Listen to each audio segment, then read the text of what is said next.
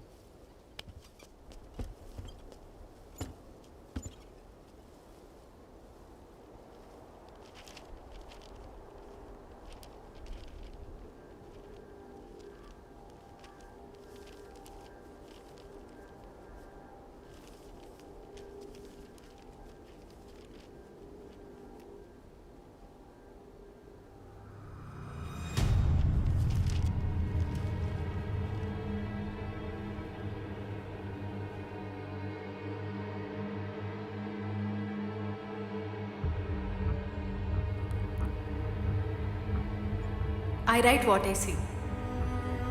మనసు సృష్టించే ఊహను నమ్ముతారా లేకపోతే కళ్ళని నమ్ముతారా?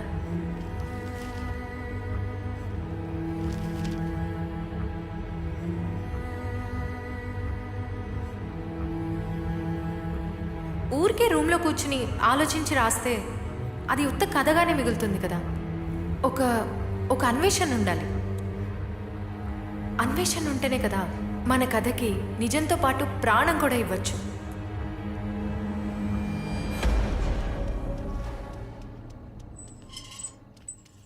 హే, ఇంతసేపు వెయిట్ చేసావా నువ్వు? ఎక్కడికి వెళ్ళావు? నా బుక్ రీసెర్చ్ కోసం ఫీల్డ్ వర్క్. ఈ చెత్త కోసమేగా.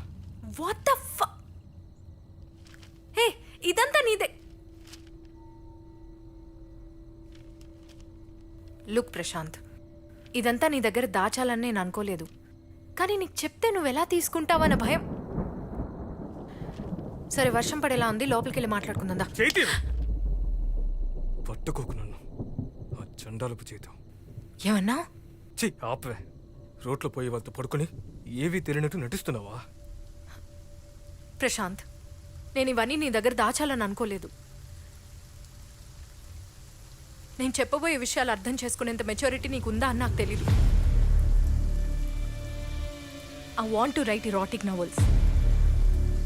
ఇలా చూడు, చెప్పే విషయానికి రాయబోయే కథకి సెక్స్ ఒక టూల్ అంతే. It's art, it's purely art Prashanth. అసలు ఎలాగే ఎవరితోనో పడుకుని దాన్ని ఆర్ట్ అంటున్నా? లుక్ ప్రశాంత్, బయట నుంచి చూసే వాళ్ళకి ఇదంతా కాంప్లికేటెడ్ గానే ఉంటుంది. In fact it's just really simple. Love and sex వేరే వేరే విషయాలు. నువ్వు ఎవరితోనో పడుకుంటావు, దాన్ని నేను అర్థం చేసుకోవాలి. సెక్స్ అంటే నీకు అంత సింపుల్ అయిన విషయం కదా? అమ్మ నాన్న దగ్గరుండి పెంచుంటే నీకు తెలుసుండేది.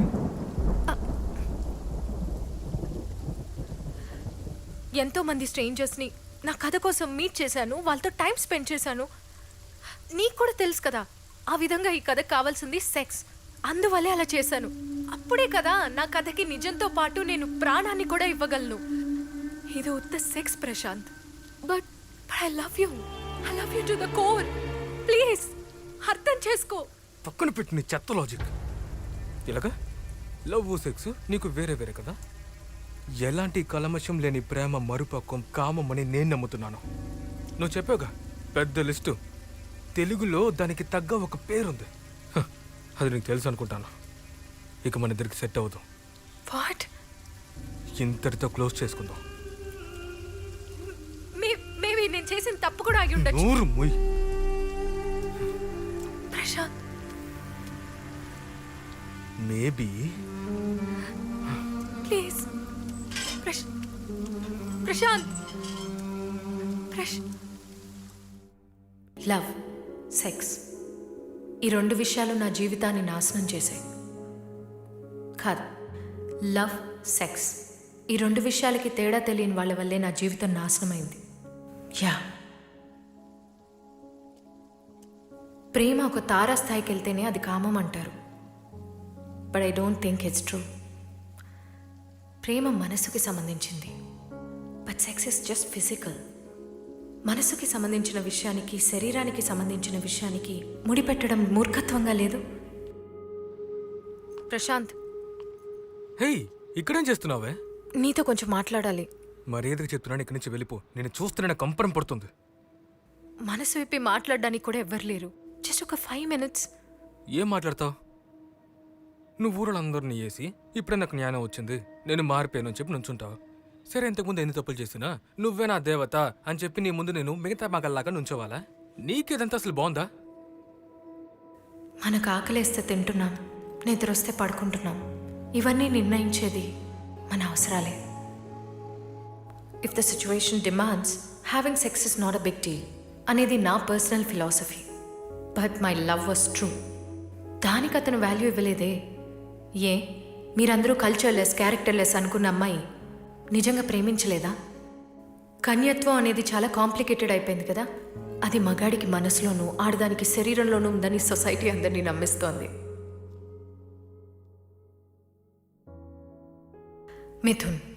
మిథున్ నా ఫిలాసఫీకి కరెక్ట్గా సరిపోయిన వ్యక్తి. మీరంటున్న కల్చర్లెస్ అనే విషయంలో అతను నన్ను మించిపోయాడు. మా ఇద్దరి మధ్యలో లవ్ అండ్ కెమిస్ట్రీ లేకపోయినా ఒక అండర్స్టాండింగ్ ఉండేది. బట్ అదంతా 4 గోడలు బయటే. Because inside the bedroom he's a monster. Surprise! Let's Mithun, do no, it again. please. Oh, నాకు come ఇదేది on. నచ్చలేదు. It's been a long time. నచ్చడం కన్నా నా వల్ల కాదు. Please understand. Okay. Please. Fine. I don't want to do this. Fine. Look, I'm sorry. You're gonna be fine. Babe, సరే forgive me, please. I'm sorry. సరే, it's okay. I'm so sorry. Mithun, Mithun. ఒక అమ్మాయి నొప్పిని తన మత్తుగా మార్చుకున్న ఒక భయంకరమైన మృగం. He's a సటైరోమేనియాక్.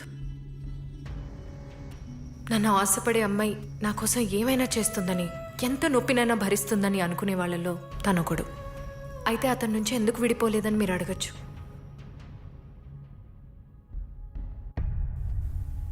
But I can't. ఎందుకంటే ప్రశాంత్ నాకు ఇవ్వలేని ఒక విషయాన్ని నేను మిథున్కి ఇద్దామనుకున్నాను.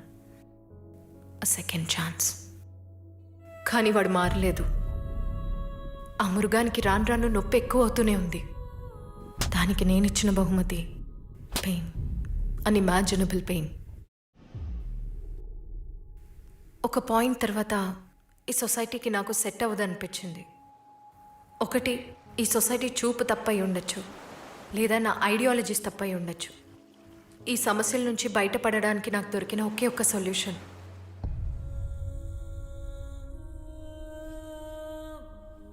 కానీ నన్ను ఈ పరిస్థితికి తీసుకొచ్చిన ఆ ఇద్దరిని నేనేం చేయలేకపోయానే అన్న బాధ నాకు కలిగింది. పగ తీర్చుకుందాం అనుకున్నాను.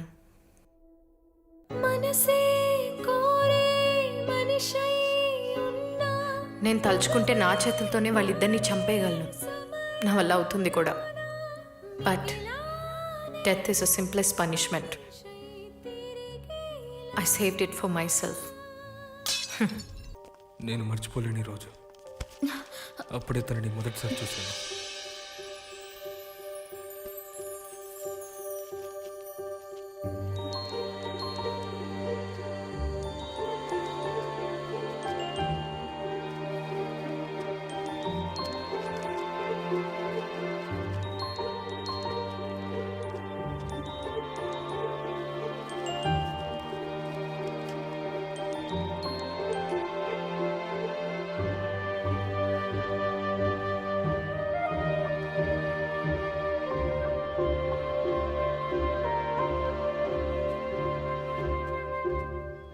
రేయ్, ఇది గనక మా నాన్న చూసాడంటే రేయ్, ఏమవుతుందో రీచర్ తెలుసా? వస్తోంది. ఛీ, పోరా ఎదవా. నీతో స్నేహం చేయడం కంటే బఠానీలు అమ్ముకోవడం బెటర్.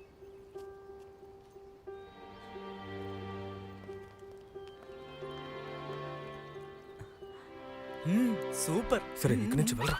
హ? వెళ్ళాలా? రేయ్, వెళ్ళరా. అమ్మాయిని చూడగానే ఫ్రెండ్ని వదిలించుకునే అలవాటుని ఎప్పుడు మార్చుకుంటారా? సాడిస్ట్.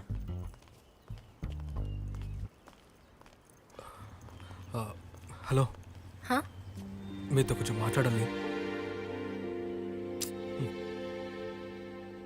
పర్వాలేదు, నువ్వు వెళ్ళు. ఏంటి? అరే భయపడకండి, ఇది లవ్ లెటర్ ఏం కాదు. మార్నింగ్ మీరు గుద్దినప్పుడు ఈ పేపర్ పడిపోయింది. ఓ, ఇది మీకు ఇచ్చి అలా సారీ చెప్పి వెళ్దామని వచ్చాను.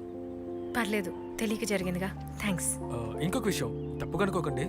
మీ స్టోరీ చదివాను, కానీ చిన్న పోర్షన్ చదవగలిగాను. అది చాలా రియల్గా అనిపించింది. ఒక చిన్న పిల్ల తన వయసు కంటే పెద్దనతని తెలియకుండా ప్రేమించడం, చెప్పని ప్రేమకి అందం, నొప్పి, భయం, ఇదంతా నేను చదివిన కొంచెం స్టోరీలోనే. నమ్మలేకపోతున్నానండి. ఆ చిన్న పాప ఇన్నోసెన్స్ అద్భుతంగా ఉందండి. చదివిన ఒక్క పాటకే తను ఇన్నోసెంట్ అని డిసైడ్ అవ్వకండి. త్వరలోనే ఫుల్ స్టోరీ పబ్లిష్ అవుతుంది, చదివాక చెప్పండి. ఖచ్చితంగా అండి. నేను చదివిన స్టోరీ ఎగ్జైట్మెంట్ నన్ను ఇంకా వదిలి వెళ్ళలేదు. మీ రైటింగ్ ఏదో ఒక సీక్రెట్ ఉందండి. మీరు బుక్స్ ఎక్కువ చదువుతారా? నవ్వకండి, సీరియస్గానే అడుగుతున్నాను. అలా ఏమైనా ఉంటే చెప్పండి. చెప్తాను, కానీ ఒక కండిషన్. చెప్పండి. నాతో బస్ స్టాప్ వరకు కంపెనీ ఇస్తారా? అంటే నాకు కుక్క అంటే భయం, అందుకే తనని తోడుకు తీసుకొచ్చాను. మీరేమో తనని పంపించేశారు. ఏమండి, ఇదంతా నా బాధ్యత అండి. పదండి. బుక్స్ ఎక్కువ చదువుతానా అని అడిగారు కదా. నేను ఇంతవరకు ఏ బుక్ చదవలేదు, నా అకాడమిక్ బుక్స్ తప్ప. అరే అబద్ధాలు ఆడకండి. నేను ఒక ఎక్స్పెక్ట్ కాకపోయినా మంచి రైటింగ్ ఎలా ఉంటుందో బేసిక్గా నాకు తెలుసు. నేను సీరియస్గా అంటున్నాను. మరి ఎలా ఇంత న్యాచురల్గా? కల్పన అనేది ఒక కథకి ఆసక్తిని కలిగిస్తుంది, కానీ నిజం వాస్తవాన్నిస్తుంది. ఆ నిజమైన వాస్తవం ఉంది, అదంటేనే నాకు ఇష్టం. మన మనసు చాలా కల్పనలు ఇస్తుంది, కానీ కళ్ళున్నాయి నిజాన్ని మాత్రమే చూపిస్తాయి.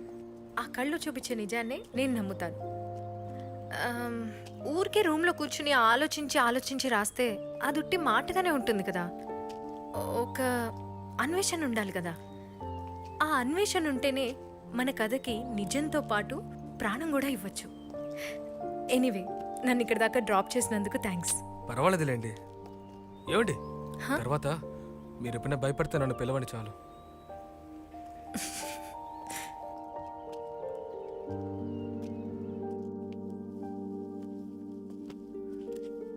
హాయ్. హాయ్.